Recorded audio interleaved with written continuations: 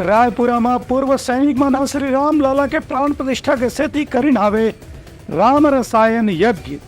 गवाई गांव के भक्त मन घलो बहुते मात्रा में शामिल होइन आवे। 22 जनवरी के अयोध्या में श्री राम लला के प्राण प्रतिष्ठा होना है।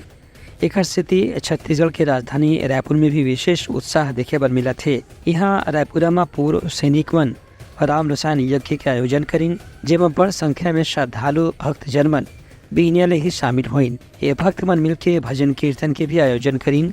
एमा तीर्थ अखार के गवई गाँव के लोगन मन घलो बड़ संख्या में आके भगवान राम के आशीर्वाद प्राप्त करत हैं। यह मौका में पूर्व सैनिक राजेश पांडे कहिन कि करीबन 500 साल के इंतजार के बाद भगवान राम लला की स्थापना अयोध्या में हुआ थे। भव्य मंदिर के निर्माण हुआ थे। एक स्थिति खुशी मनाए बर रायपुर में भी राम रसायन यज्ञ के आयोजन करे गए है।